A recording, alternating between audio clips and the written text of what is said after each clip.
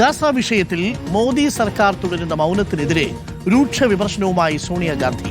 ഗസയിലെ ഇസ്രായേൽ ക്രൂരതകൾക്കെതിരെ ലോകരാജ്യങ്ങൾ ഒന്നടങ്കം ശബ്ദമുയർത്തുമ്പോഴും ഇന്ത്യ നിശബ്ദത പുലർത്തുന്നു. ഇസ്രായേലുമായുള്ള പങ്കാളിത്തം ആഗോള പൊതുസമൂഹത്തിൽ നിന്നും ഇന്ത്യയെ ഒറ്റപ്പെടുത്തി. നയതന്ത്ര പരാജയത്തിന്റെ ഫലമായി മേഖലയിലെ മധ്യസ്ഥനാകാനുള്ള അവസരം ഇന്ത്യക്ക് നഷ്ടപ്പെട്ടുവെന്നും ആ സ്ഥാനം പാകിസ്ഥാൻ കൈക്കലാക്കിയെന്നും സോണിയാഗാന്ധി കുറ്റപ്പെടുത്തുന്നു. നോബൽ ബാരിക്കാരനുണ്ട് കൂടുതൽ വിവരങ്ങളുമായി.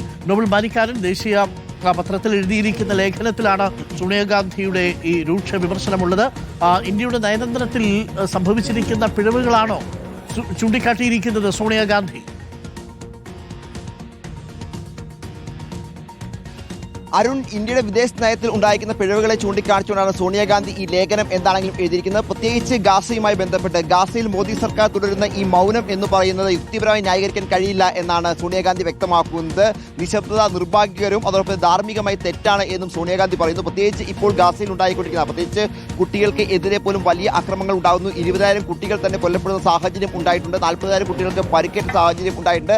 ആ പശ്ചാത്തലത്തിലേക്ക് വിദേശ രാജ്യങ്ങളായി പോലും പ്രത്യേകിച്ച് പാശ്ചാത്യ രാജ്യങ്ങൾ പോലും കൊണ്ട് രംഗത്തേക്ക് വരികയാണ്. ഈ ഘട്ടത്തിൽ പോലും നെതന്യാഹുവുമായുള്ള സൗഹൃദത്തിന്റെ പേരിൽ മോദി ഗാസയെ ഒഴിവാക്കുകയാണ് ചെയ്തത്. ഇത് വലിയ തരത്തിൽ ലോകത്തെ പൊതു സമൂഹത്തിന്റെ ഒരു സ്വാധീനം അല്ലെങ്കിൽ ഒരു അഭിപ്രായം ഇന്ത്യക്ക് എതിരാക്കി എന്നാണ് സോണിയാഗാന്ധി വിമർശനം ഉന്നയിക്കുന്നത്. ഇറാൻ, ഇസ്രായേൽ അതോടൊപ്പം തന്നെ അമേരിക്ക സംഘർഷത്തിലൊക്കെ ഇന്ത്യക്ക് മധ്യസ്ഥ വഹിക്കാൻ കഴിയുമായിരുന്നു. നിലവിലത്തെ ഈ നെതന്യാഹു അടക്കമുള്ള ആളുകളുമായുള്ള മോദിയുടെ ബന്ധം അതിനുള്ള സാധ്യതകളെ പൂർണ്ണമായും ഇല്ലാതാക്കി. ആ പശ്ചാത്തലം ഏറ്റവും അധികം കൃത്യമായി തന്നെ മുതലെടുത്തത് പാകിസ്ഥാനാണ്. കൃത്യമായി തന്നെ അവിടെ തന്ത്രപരമായി തന്നെ മധ്യസ്ഥനാകാൻ പാകിസ്ഥാന് കഴിഞ്ഞു എന്നും അത് ഇന്ത്യക്ക് ഒരു തരത്തിൽ ക്ഷീണമാണ് എന്നും സോണിയാഗാന്ധി ഈ ലേഖനത്തിൽ പ്രധാനമായും കുറ്റപ്പെടുത്തുകയും ചെയ്യുന്നുണ്ട്. മറ്റൊരു പ്രധാനപ്പെട്ട കാര്യം എന്ന് പറയുന്നത് ഈ പൂർണ്ണമായും ഇസ്രായേലിനോട് അടുക്കുന്ന ഒരു സമീപനമാണ് ഇന്ത്യ എടുത്തിരുന്നത്. എല്ലാ കാലത്തും ഈ പറഞ്ഞ പലസ്തീൻ, ഗാസ അതോടൊപ്പം തന്നെ ഇറാൻ അടക്കമുള്ള രാജ്യങ്ങളുമായി വലിയ സൗഹൃദം ഇന്ത്യക്ക് ഉണ്ടായിരുന്നു. പ്രത്യേകിച്ച് അറബ് രാജ്യങ്ങളുമായി വലിയ സൗഹൃദം ഉണ്ടായിരുന്നു.